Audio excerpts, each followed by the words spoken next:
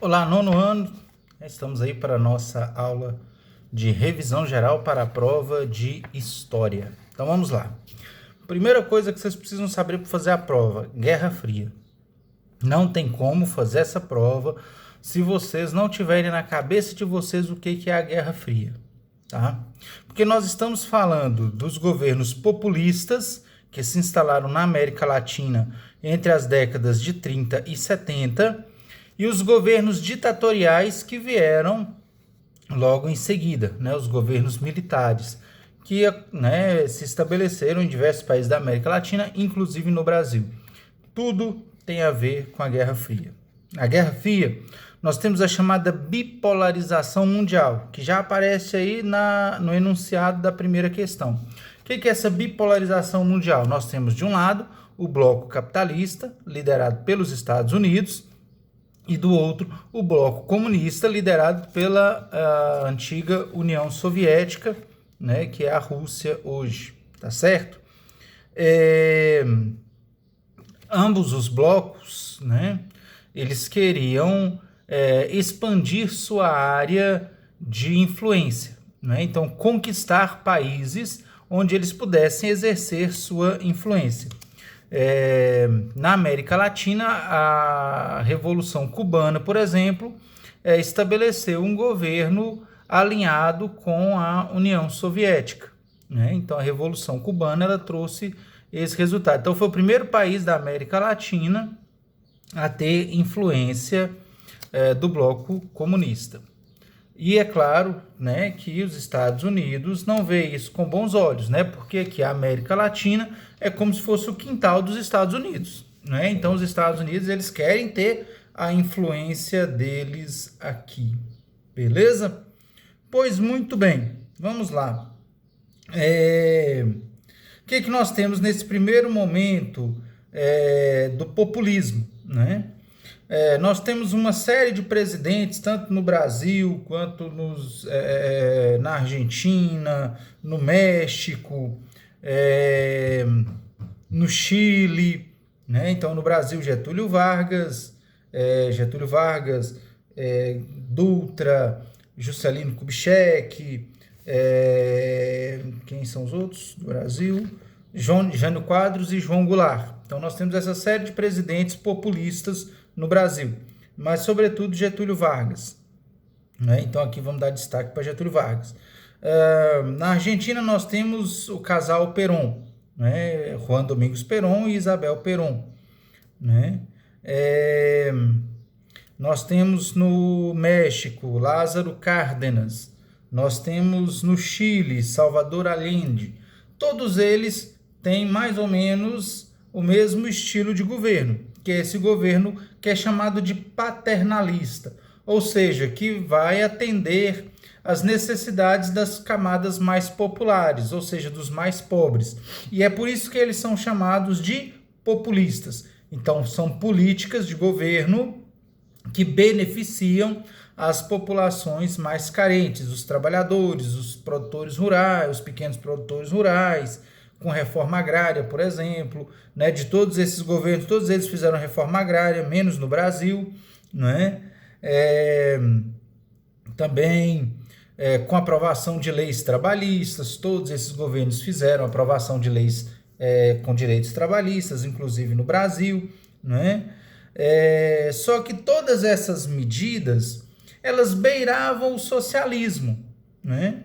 Só que, em geral, esses governos eles eram antissocialistas. Eles não apoiavam o socialismo, mas aprovavam medidas que tinham certa relação com o socialismo, né? Apesar de que, em geral, eles eram alinhados com os Estados Unidos, beleza? Mas fato é que, por exemplo, com a família Perón, lá na Argentina, e com Salvador Allende, no Chile, né, beirou muito, chegou muito próximo do socialismo. Tanto é que logo em seguida os seus governos tivemos ditaduras militares acontecendo lá nesses países, beleza? Então o que é importante vocês saberem é essa informação. Sabendo disso, vocês vão responder a questão 1, a questão 2, a questão 3, todas elas têm a ver com isso. A questão 4 também, né? Mas antes da gente chegar na questão 4, ainda aí na questão 1, é importante nós sabermos também que esses governos populistas, eles não atendiam apenas os interesses das camadas mais populares. É claro que eles também atendiam os interesses da elite, porque eles dependiam da elite para se manter no poder. Então, ao mesmo tempo, eles atendiam os interesses das camadas mais populares e atendiam os interesses da elite. Sabendo disso, vocês têm condições de fazer a questão 1, tá bom? A elite burguesa, né?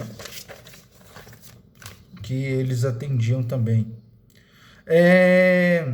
O Brasil, né, durante esse período da Guerra Fria, nós tivemos aí vários presidentes, né? Alguns mais alinhados com os Estados Unidos, outros mais alinhados com a União Soviética, né? Mas Eurico Gaspar Dutra, por exemplo, foi um que era bastante alinhado com os Estados Unidos, né? Então a política do governo Dutra foi uma política liberal alinhada aos Estados Unidos. Ou seja, ele propôs um desenvolvimento para o Brasil a partir de investimento estrangeiro, tá certo? Então o Estado investia muito pouco em desenvolvimento. Quem investia, né, era o capital estrangeiro. Isso, é claro, colocou o Brasil numa crise econômica séria. Tá bom? Sabendo disso, vocês têm condições de responder a questão número 4. A questão número 5 fala aí, né, que Getúlio Vargas, vocês lembram que Getúlio Vargas teve duas fases do governo dele, né? A primeira fase ele era um ditador, ele chegou ao poder por um golpe de Estado. Na segunda fase ele chegou pelo voto popular, né? Então em 1951 ele foi eleito presidente e voltou nos braços do povo. E aí ele assumiu uma política desenvolvimentista, né? Então ele vai começar a investir no Brasil. Se antes, no governo Dutra, o governo não investia em desenvolvimento, ele entregou o desenvolvimento para o capital estrangeiro, agora nós temos um governo centralizador, né? Então Getúlio Vargas vai desenvolver diversas medidas para o desenvolvimento do Brasil, entre eles, né, o BNDE, que é o Banco Nacional de Desenvolvimento Econômico, que fornecia empréstimos, né, para a realização de obras públicas. Beleza? Muito bem. Sem falar também, né, da aprovação de leis trabalhistas e tudo isso, né, faz parte do governo Getúlio Vargas. Juscelino Kubitschek foi outro populista, né, mas a sua grande realização foi a construção de Brasília. Por que ele construiu Brasília? Para a capital do Brasil naquele tempo era Rio de Janeiro. Então, ele queria expandir o Brasil para o interior, né? O Brasil estava muito concentrado ali nas grandes cidades, São Paulo, Rio de Janeiro, Salvador, né? Tudo quase no litoral, né? Só São Paulo que é um pouquinho interior, mas não está longe do litoral, não. Então, ele queria levar o desenvolvimento do Brasil para o seu interior, né? Então, um dos objetivos da construção de Brasília é isso. Beleza? Sabendo disso, vocês têm condições de fazer a questão número 6.